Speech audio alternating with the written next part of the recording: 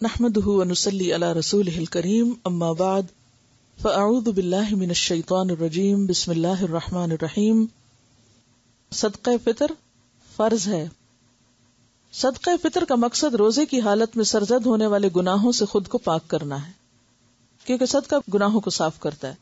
صدقہ فطر نماز عید سے قبل ادا کرنا چاہیے ورنہ عام صدقہ شمار ہوگا. صدقہ فطر کے مستحق وہی لوگ ہیں جو زکوٰۃ کے مستحق ہیں. حضرت ابن عباس سے روایت ہے کہ رسول اللہ صلی اللہ علیہ وسلم نے صدقہ فطر روزے دار کو بےہودگی اور فحش باتوں سے پاک کرنے کے لیے نیز محتاجوں کے کھانے کا انتظام کرنے کے لیے فرض کیا ہے. جس نے نماز عید سے پہلے ادا کیا اس کا صدقہ فطر ادا ہو گیا، اور جس نے نماز عید کے بعد ادا کیا اس کا صدقہ فطر عام صدقہ شمار ہوگا، یعنی اس کا پھر وہ فائدہ نہیں جو اصل صدقے کا ہے. صدقہ فطر کی مقدار 1 صاع ہے جو 3.25 سیر یا 2.5 کلو گرام کے برابر ہے. صدقہ فطر ہر مسلمان، غلام ہو یا آزاد، مرد ہو یا عورت، چھوٹا ہو یا بڑا، روزہ دار ہو یا غیر روزہ دار، صاحب نصاب ہو یا نہ ہو، سب پر فرض ہے. ٹھیک ہے، یعنی اتنی اس کی تاکید ہے. حضرت ابن عمر سے روایت ہے کہ رسول اللہ صلی اللہ علیہ وسلم نے رمضان کا صدقہ فطر 1 صاع کھجور یا 1 صاع جو، غلام، آزاد، مرد، عورت، چھوٹے بڑے ہر مسلمان پہ فرض کیا ہے. اسے بخاری اور مسلم نے روایت کیا ہے. جو بچہ آخری روزے کو پیدا ہو اس کا بھی ہوگا، چاہے وہ 1 دن یا چند گھنٹے کا ہو. صدقہ فطر غلے کی صورت میں دینا افضل ہے، لیکن پھر اگر نہ ہو ممکن تو پیسے بھی دے سکتے ہیں، یعنی راشن دینا بہتر ہے بنسبت پیسے دینے کے. گیہوں، چاول، جو، کھجور، منقع یا پنیر میں سے جو چیز زیر استعمال ہو وہی دینی چاہیے، یعنی جو بھی کسی علاقے میں لوگ خود کھاتے ہوں جیسے اسٹیپل فوڈ کے طور پر یا عام غذا کے طور پر، اسی کو صدقہ کریں. عن ابی سعید رضی اللہ عنہ یقول كنا نخرج زکاة الفطر صاعا من طعام و صاعا من شعیر و صاعا من تمر و صاعا من اقط و صاعا من زبیب متفق علیہ. حضرت ابو سعید رضی اللہ عنہ فرماتے ہیں کہ ہم صدقہ فطر 1 صاع غلہ یا 1 صاع جو یا 1 صاع کھجور یا 1 صاع پنیر یا 1 صاع منقع دیا کرتے تھے. منقع کیا ہوتا ہے؟ انگور، ڈرائی انگور ہوتے ہیں نا جو بڑے والے. اسے بخاری اور مسلم نے روایت کیا ہے. صدقہ فطر ادا کرنے کا وقت آخری روزہ افطار کرنے کے بعد شروع ہوتا ہے، لیکن عید سے 1 یا 2 دن پہلے بھی ادا کر سکتے ہیں. صدقہ فطر گھر کے سرپرست کو گھر کے تمام افراد، بیوی، بچوں اور ملازموں کی طرف سے ادا کرنا چاہیے. حضرت نافع سے روایت ہے کہ ابن عمر گھر کے چھوٹے بڑے تمام افراد کی طرف سے صدقہ فطر دے دیتے تھے، یعنی اگر آپ کے ہسبینڈ اگر آپ کا بھی دے دیں تو بہت اچھی بات ہے، حتیٰ کہ میرے بیٹوں کی طرف سے بھی دے دیتے تھے. اور ابن عمر ان لوگوں کو دیتے تھے جو قبول کرتے، اور عید الفطر سے 1 یا 2 دن پہلے دے دیتے تھے. وہ کیوں؟ تاکہ جو ضرورت مند لوگ ہیں وہ اپنی ضرورت پوری کر سکیں اور اطمینان سے عید منا سکیں. شوہر اور بیوی دونوں ملازمت کرتے تو صدقہ فطر کون دے؟ دونوں میں سے جو چاہے دے، لیکن کوئی ایک ضرور دے دے. کوئی بھی دے سکتا ہے، اس کا ملازمت سے کوئی تعلق نہیں ہے. ٹھیک ہے. صلاۃ العیدین، نماز عیدین کے مسائل. عید کے روز غسل کرنا، خوشبو لگانا اور مسواک کرنا مستحب ہے. عن ابن عباس رضی اللہ عنہما قال قال رسول اللہ صلی اللہ علیہ وسلم ان هذا يوم عید جعله اللہ للمسلمین فمن جاء الى الجمعة فليغتسل وان كان طيب فليمس منه وعليكم بالسواك رواہ ابن ماجہ. حضرت عبداللہ بن عباس رضی اللہ عنہما کہتے ہیں کہ رسول اللہ صلی اللہ علیہ وسلم نے فرمایا، بے شک اللہ تعالی نے اس روز یعنی جمعہ کو مسلمانوں کے لیے عید کا دن بنایا ہے، لہٰذا جو شخص جمعہ کے لیے آئے اسے چاہیے کہ غسل کرے، خوشبو میسر ہو تو وہ لگائے اور مسواک بھی کرے. تو یہ چھوٹی عید ہے، لیکن جو اصل عید ہے وہ کیا ہے؟ عید الفطر یا عید الاضحیٰ. تو اس روز بھی ان چیزوں کا اہتمام کرنا چاہیے. عید کے روز اچھے کپڑے پہننا مستحب ہے. عن ابن عباس رضی اللہ عنہما کان رسول اللہ صلی اللہ علیہ وسلم یلبس یوم العید بردۃ حمراء رواہ الطبرانی. حضرت ابن عباس رضی اللہ عنہ سے روایت ہے کہ رسول اللہ صلی اللہ علیہ وسلم عید کے روز سرخ دھاریوں والی چادر پہنا کرتے تھے، یعنی مخصوص لباس ہوتا تھا، اسپیشل ڈریس. اسے طبرانی نے روایت کیا ہے. عید الفطر کی نماز کے لیے جانے سے پہلے کوئی میٹھی چیز کھانا سنت ہے. عن انس بن مالک رضی اللہ عنہ قال کان رسول اللہ صلی اللہ علیہ وسلم لا یغدو یوم الفطر حتی یأکل تمرات ویأکلہن وطرا رواہ البخاری. حضرت انس بن مالک رضی اللہ تعالیٰ عنہ فرماتے ہیں کہ رسول اللہ صلی اللہ علیہ وسلم عید الفطر کے دن کھجوریں کھائے بغیر عیدگاہ کی طرف نہیں جاتے تھے، اور نبی صلی اللہ علیہ وسلم کھجوریں تاک کھاتے تھے۔ تاک کا کیا مطلب ہے؟ 1 یا 3 یا 5، کیونکہ اللہ تعالیٰ کو وطر پسند ہے، وطر کا ترجمہ تاک کیا ہوا۔ عید الاضحیٰ کے روز اپنی قربانی کا گوشت پکا کر کھانا اور اس سے پہلے کوئی چیز نہ کھانا مستحب ہے۔ عن عبداللہ بن بریدہ عن ابیہ رضی اللہ عنہ کان النبی صلی اللہ علیہ وسلم لا يخرج يوم الفطر حتى يطعم ولا يطعم يوم الاضحى حتى يصلي، رواہ الترمذی صحیح۔ حضرت عبداللہ بن بریدہ اپنے باپ سے روایت کرتے ہیں کہ نبی اکرم صلی اللہ علیہ وسلم عید الفطر کے روز کھائے بغیر گھر سے نہیں نکلتے تھے، اور عید الاضحیٰ کے روز نماز عید سے پہلے کوئی چیز تناول نہ فرماتے۔ اسے ترمذی نے روایت کیا ہے۔ نماز عید بستی سے باہر کھلے میدان میں پڑھنا سنت ہے، اور یہاں تو سردی ہے تو آپ کھلے میدان میں تو نہیں پڑھ سکتے، لیکن بڑی مسجد میں پڑھنا چاہیے۔ نماز عید کے لیے خواتین کو بھی عیدگاہ میں جانا چاہیے۔ عن ام عطیہ رضی اللہ عنہا قالت امرنا رسول اللہ صلی اللہ علیہ وسلم ان نخرج الحیض یوم العیدین وذوات الخدور فیشہدن جماعت المسلمین ودعوتہم وتعتزل الحیض ان مصلاہن، متفق علیہ۔ حضرت ام عطیہ رضی اللہ عنہا سے روایت ہے کہ رسول اللہ صلی اللہ علیہ وسلم نے حکم دیا کہ دونوں عیدوں کے دن ہم حیض والی اور پردہ نشین یعنی ساری عورتیں سب عورتوں کو عیدگاہ میں لائیں تاکہ وہ مسلمانوں کے ساتھ نماز اور دعا میں شرکت کریں۔ البتہ حیض والی عورتیں نماز نہ پڑھیں، اسے بخاری اور مسلم نے روایت کیا ہے۔ بعض مسلمانوں کے علاقے ایسے ہیں کہ جہاں عورتوں کو نکلنے نہیں دیتے، تو اب یہ جو عید کا موقع ہے، خوشی کا موقع ہے، اور اس خوشی میں سب کو ایک دوسرے کے ساتھ ملنا جلنا اور ایک دوسرے کے ساتھ شریک ہونا جو ہے اس خوشی میں اضافہ کرتا ہے۔ اور اس میں خاص طور پر آپ دیکھیے کہ یہ بھی کہا گیا کہ جن کو نماز نہیں پڑھنا وہ بھی جائیں عیدگاہ میں۔ کس لیے؟ تاکہ دعا میں شریک ہوں، اس خیر میں شریک ہوں، یعنی عورتیں بھی محروم نہ رہیں۔ نماز عید کے لیے پیدل جانا اور واپس آنا سنت ہے، یعنی اگر ممکن ہو، ورنہ سواری بھی کرنے میں منع نہیں کیا گیا۔ عن ابن عمر رضی اللہ عنہما قال ان النبی صلی اللہ علیہ وسلم کان یخرج الی العید ماشیا ویرجع ماشیا، رواہ ابن ماجہ۔ حضرت عبداللہ بن عمر رضی اللہ عنہ فرماتے ہیں کہ نبی اکرم صلی اللہ علیہ وسلم عیدگاہ پیدل جاتے اور پیدل ہی واپس تشریف لاتے، اسے ابن ماجہ نے روایت کیا ہے۔ عیدگاہ جاتے ہوئے بکثرت تکبیریں کہنا سنت ہے۔ عید الفطر میں امام کے خطبے کے لیے ممبر پر بیٹھنے تک تکبیریں کہتے رہنا چاہیے۔ عن ابن عمر رضی اللہ عنہما انہ کان یغدو الی المصلی یوم الفطر اذا طلعت الشمس فیکبر حتی یأتی المصلی ثم یکبر بالمصلی حتی اذا جلس الامام ترک التکبیر، رواہ الشافعی۔ حضرت عبداللہ ابن عمر رضی اللہ عنہما عید کے دن صبح صبح سورج نکلتے ہی عیدگاہ تشریف لے جاتے اور عیدگاہ تک تکبیریں کہتے جاتے، پھر عیدگاہ میں بھی تکبیریں کہتے رہتے یہاں تک کہ جب امام خطبے کے لیے ممبر پر بیٹھ جاتا تو تکبیریں پڑھنا چھوڑ دیتے۔ اسے شافعی نے روایت کیا ہے۔ آپ کو آتی ہیں تکبیریں؟ آگے الفاظ آ رہے ہیں، پھر پڑھ لیں گے۔ عید الاضحیٰ کے موقع پر تشریق کے تمام دنوں میں کثرت سے تکبیریں کہنی چاہیے۔ عید الفطر میں تو ایک ہی دن ہے، لیکن اضحیٰ میں زیادہ دن۔ کان ابن عمر یکبر بمنی تلک الایام وخلف الصلوات وعلی فراشہ وفی فسطاطہ ومجلسہ وممشاہ وتلک الایام جمیعا، رواہ البخاری۔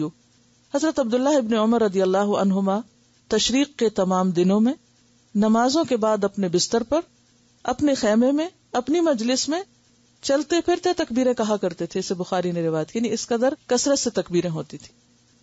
تکبیر کیا ہے؟ اللہ اکبر کہنا۔ چونکہ سیلف ایکسپلینیٹری آگے چیزیں آ رہی ہیں اس لیے میں زیادہ ٹائم نہیں لے رہی۔ عن ابن مسعود رضی اللہ عنہ انہ کان یکبر ایام التشریق اللہ اکبر اللہ اکبر لا الہ الا اللہ واللہ اکبر وللہ الحمد، رواہ ابن ابی شیبہ۔ حضرت عبداللہ بن مسعود رضی اللہ عنہ ایام تشریق 11، 12، 13 ذی الحج میں یہ تکبیر پڑھا کرتے۔ پڑھیے سب۔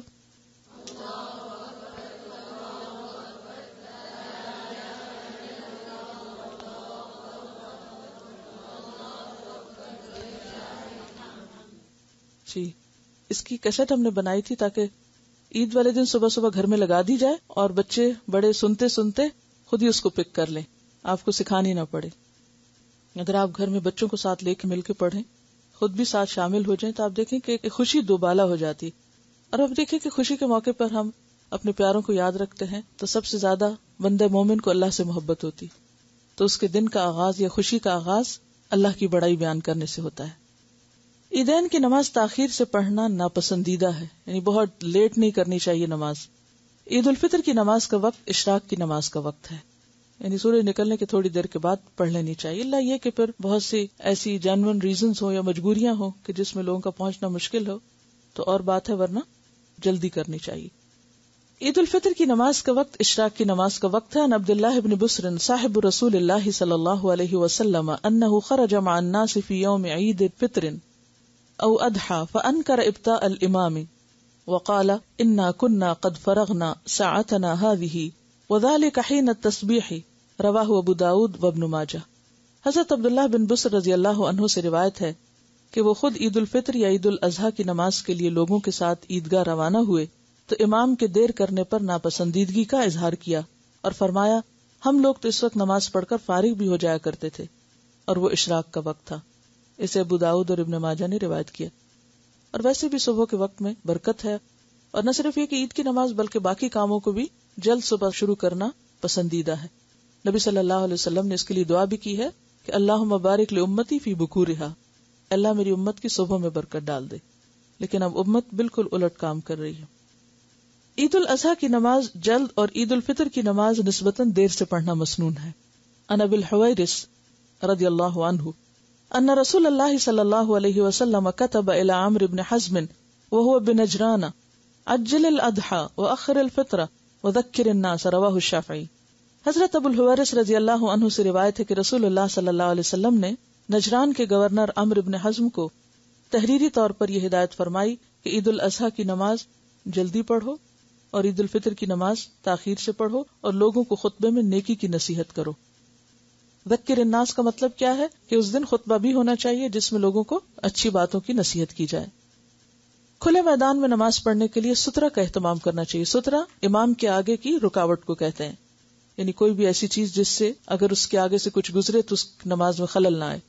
عن ابن عمر رضی اللہ عنہما قال كان النبي صلی اللہ علیہ وسلم اذا صلى يوم عيد او غيره نصبت الحربة بين يديه فيصلي اليها والناس من خلفه رواہ ابن ماجہ۔ حضرت عبداللہ بن عمر رضی اللہ عنہ کہتے ہیں نبی اکرم صلی اللہ علیہ وسلم جب عید کی نماز یا کوئی دوسری نماز کھلے میدان میں ادا فرماتے تو آپ صلی اللہ علیہ وسلم کے سامنے بھالا گاڑ دیا جاتا تھا، یعنی لوہے کا ایک راڈ سا یا ایک عصا، اور آپ صلی اللہ علیہ وسلم اس کے پیچھے نماز ادا فرماتے، اور صحابہ کرام رضی اللہ عنہم آپ صلی اللہ علیہ وسلم کے پیچھے ہوتے۔ اسے ابن ماجہ نے روایت کیا ہے۔ عید الفطر اور عید الاضحیٰ کی نماز دو دو رکعت ہے۔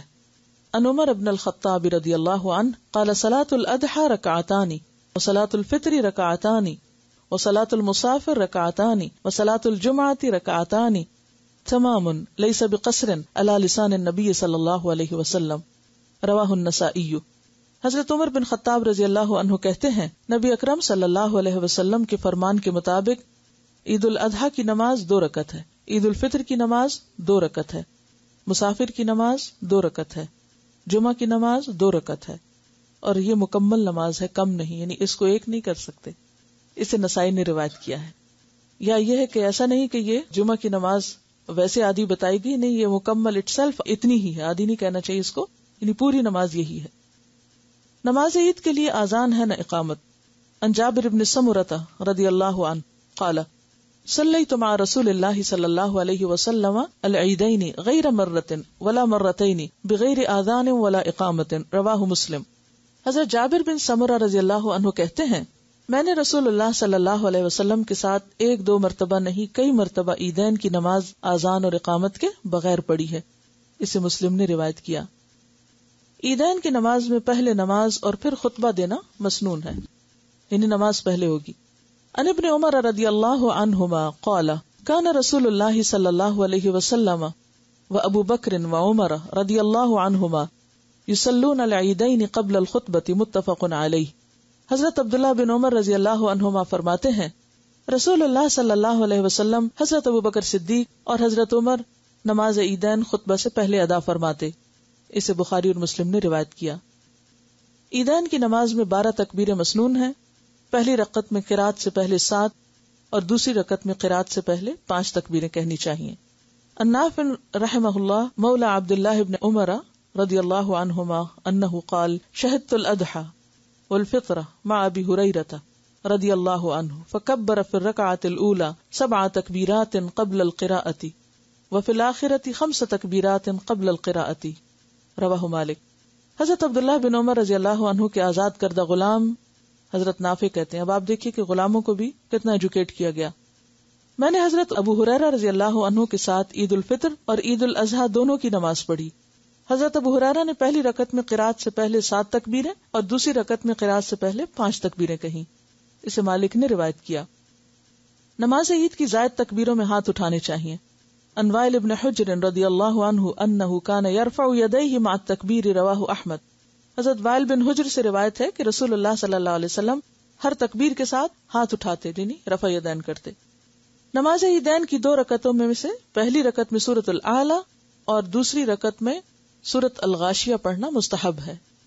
ان النعمان بن بشیر قال كان رسول اللہ صلی اللہ علیہ وسلم يقرأ في العیدین وفي الجمعة بسبح اسم ربک الاعلی وهل اتاک حدیث الغاشیہ رواہ مسلم. حضرت نعمان بن بشیر رضی اللہ عنہ کہتے ہیں کہ رسول اللہ صلی اللہ علیہ وسلم نماز عیدین تثنیہ کا صیغہ ہے یعنی دونوں عیدیں اور جمعہ میں سبح اسم ربک الاعلی پہلی رکعت میں اور هل اتاک حدیث الغاشیہ دوسری رکعت میں پڑھتے. اسے مسلم نے روایت کیا. یہ جو دوسری صورت ہے هل اتاک حدیث الغاشیہ اس میں قیامت کے بارے میں بات آتی ہے. سوال یہ پیدا ہوتا ہے کہ عید کا دن ہے خوشی کا دن ہے اور اس میں قیامت کی بات کس لیے کیوں؟ یہ تو خوشی میں مزہ خراب کرنے والی بات نہیں. بندہ مومن کبھی بھی اپنے آخری انجام کو نہیں بھولتا اور جتنے بھی بڑے بڑے گیدرنگز ہوتی تھی ان سب میں آپ صلی اللہ علیہ وسلم لوگوں کو خبردار کرتے. سورۃ قاف کے بارے میں ملتا ہے اور سورۃ قاف ساری کی ساری توحید اور آخرت کے دلائل پر مبنی ہے. نماز عید سے پہلے یا بعد کوئی نفل یا سنت نماز نہیں. عن ابن عباس رضی اللہ عنہما قال خرج النبی صلی اللہ علیہ وسلم یوم اضحیٰ او فطر فصلى رکعتین لم یصلی قبلہما ولا بعدہما رواہ مسلم. حضرت عبداللہ بن عباس رضی اللہ عنہ فرماتے ہیں کہ نبی اکرم صلی اللہ علیہ وسلم عید الاضحیٰ یا عید الفطر کے روز گھر سے نکلے، نماز عید ادا فرمائی اور اس سے پہلے یا بعد کوئی نماز نہیں پڑھی. اسے مسلم نے روایت کیا. نماز عید کے بعد تقبل اللہ منا و منکا کے الفاظ سے ایک دوسرے کے اعمال صالح کی قبولیت کی دعا مانگنا درست ہے. ان جبیر بن نضیر رضی اللہ عنہ قال کان اصحاب رسول اللہ صلی اللہ علیہ وسلم اذا التقوا یوم العید یقول بعضهم لبعض تقبل اللہ منا و منکا ذکرہ فی فتح الباری. حضرت جبیر بن نذیر کہتے ہیں کہ صحابہ کرام عید کے روز جب آپس میں ملتے تو ایک دوسرے کو تقبل اللہ منا و منکا کہتے. اس ابن حجر نے فتح الباری میں نقل کیا ہے. یعنی اس کا کیا مطلب ہے کہ اللہ ہمارے اور تمہارے اعمال قبول کرے، کیونکہ رمضان کے بعد جب عید آتی ہے یا پھر قربانی کی عید میں بھی حج کے بعد جو ہوتی ہے، مسلمان کی خوشی کب ہے؟ اللہ کی اطاعت میں اور اس کی عبادت میں. تو عبادت کے بعد جو خوشی ہے وہ حقیقی خوشی ہے، اور پھر عبادت کے بعد فکر کس چیز کی ہوتی ہے کہ یہ قبول بھی ہو جائے. عیدگاہ جانے اور آنے کا راستہ بدلنا سنت ہے. عن جابر بن عبداللہ رضی اللہ عنہما قال کان النبی صلی اللہ علیہ وسلم اذا کان یوم عید خالف الطریق. حضرت جابر بن عبداللہ رضی اللہ عنہ فرماتے ہیں نبی اکرم صلی اللہ علیہ وسلم عید کے روز عیدگاہ میں آنے جانے کا راستہ تبدیل فرمایا کرتے تھے. اسے بخاری نے روایت کی. کیوں؟ راستوں میں فرشتے کھڑے ہوتے ہیں نا، وہ دعائیں کرتے ہیں. اگر جمعہ کے روز عید آ جائے تو دونوں پڑھنے بہتر ہیں، لیکن عید پڑھنے کے بعد اگر جمعہ کی بجائے صرف نماز ظہر ادا کی جائے تو بھی درست ہے. یعنی اگر جمعے کے دن عید ہو تو عید اور جمعہ دونوں بھی ہو سکتے ہیں اور عید اور ظہر کی نماز بھی ہو سکتی ہے.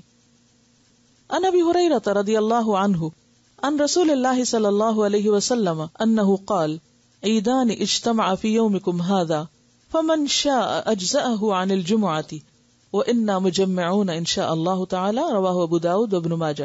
حضرت ابو ہریرہ رضی اللہ عنہ نے رسول اللہ صلی اللہ علیہ وسلم سے روایت کیا ہے کہ نبی اکرم صلی اللہ علیہ وسلم نے فرمایا تمہارے آج کے دن میں 2 عیدیں، ایک عید دوسرا جمعہ اکٹھی ہو گئیں.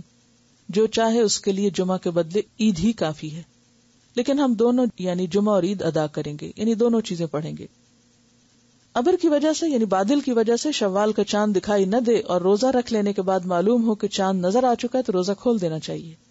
اگر چاند کی اطلاع زوال سے قبل ملے تو نماز عید اسی روز ادا کر لینی چاہیے. اگر زوال کے بعد یعنی دوپہر کے بعد اطلاع ملے تو نماز عید دوسرے روز ادا کی جائے گی، کیونکہ نماز عید کا وقت ظہر سے پہلے پہلے کا ہے۔ عن ابی عمیر بن انس رضی اللہ عنہما عن عمومۃ لہ من اصحاب النبی صلی اللہ علیہ وسلم ان رکبا جاؤوا الى النبی صلی اللہ علیہ وسلم یشہدون انہم رأوا الہلال بالامس فامرہم ان یفطروا واذا اصبحوا یغدوا الى مصلاہم، رواہ ابو داؤد۔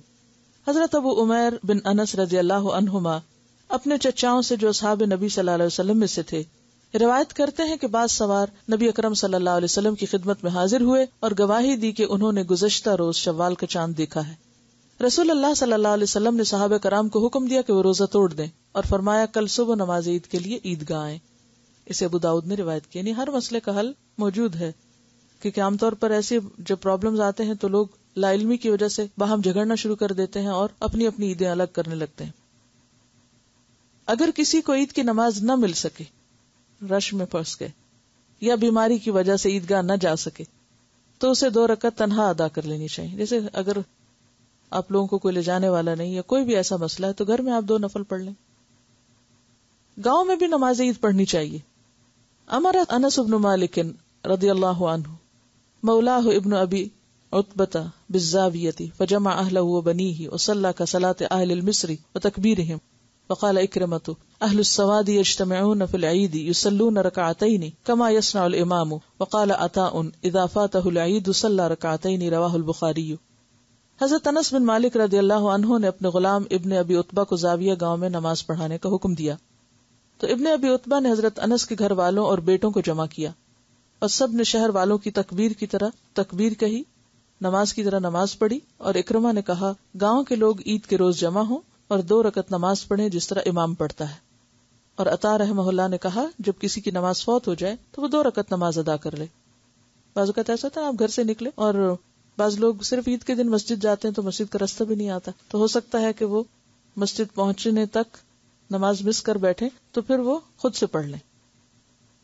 عید کے روز روزہ رکھنا منع ہے، یعنی عید کے دن روزہ نہیں رکھنا، آپ کو اس دن عید ہی کرنی ہے، اور اس میں عید سے پہلے آپ کو فطرانہ بھی دینا ہوتا ہے، ٹھیک ہے۔